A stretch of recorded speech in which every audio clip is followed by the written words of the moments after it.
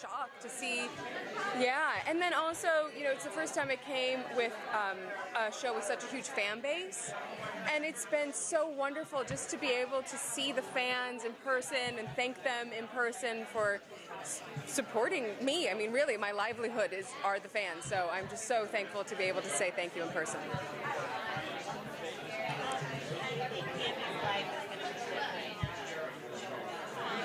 I think Cammie's life is going to be different, not just because of her uncle passing, but she's lost everyone, and that has caused her to remove herself from the French Quarter and the sort of the heat of what's going on.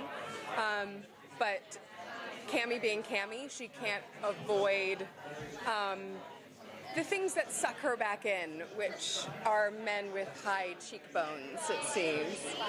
Yes. Yeah.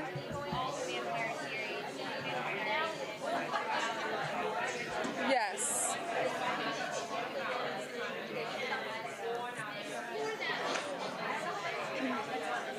I think that could be a possibility. But honestly, I'm really looking forward to seeing, we're starting to see Cammie in her own element outside of Marcel and Klaus. And she is back to her degree in psychology, and that's where she started, and I'm really excited to explore that side of her, which is, you know, who she was originally. Before all this stuff happened to her, who is this girl really? And I think that's what we're going to discover in season 2. I'm really excited. Yeah. Yeah.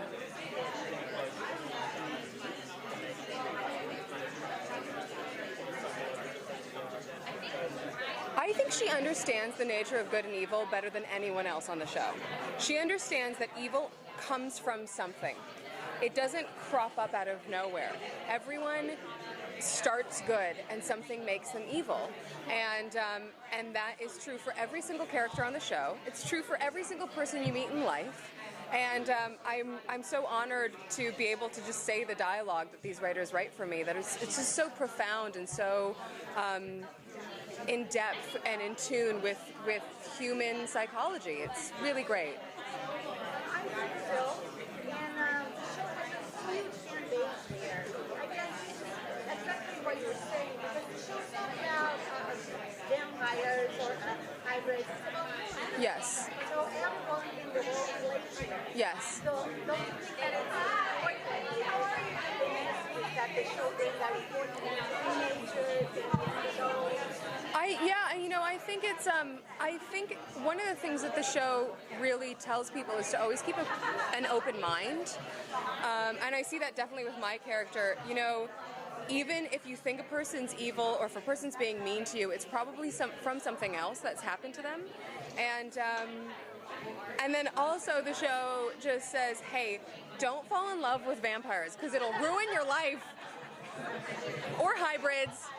Or just in general, just like sexy men. Sexy men are the worst. Accents are bad. Yeah, if they can sing and they're charming and they have high cheekbones, just like stay away. Yeah.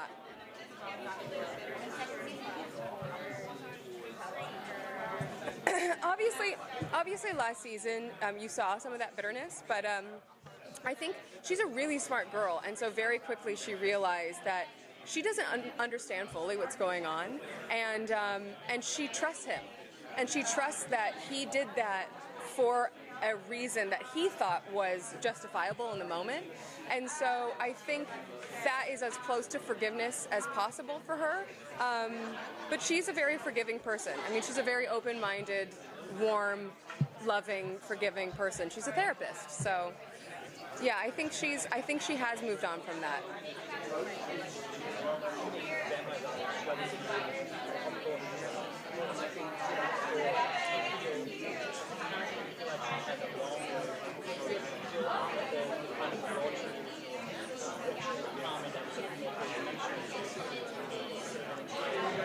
That's a really interesting question. So I feel like when you first met her, she was a girl who had no awareness of what was going on, and then she was thrown very quickly into this world that made her change as a person.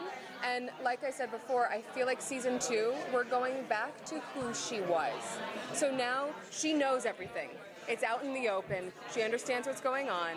And it's not all new information, and with the information she has, you're going to see who she really has been all along, which is a really strong, open-minded, good-hearted woman who wants to see people happy and healthy.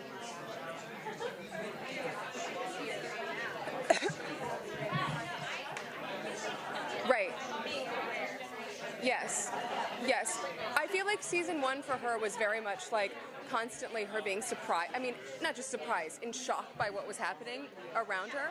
And I played her very much of like a character who, as if I went to New Orleans and discovered that vampires are real. They do exist.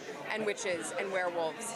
And now that she has all that information and she has gotten used to that being the reality, you're going to see her less like, what is happening, and more like, okay, this is what's happening, let's take care of things that we need to take care of.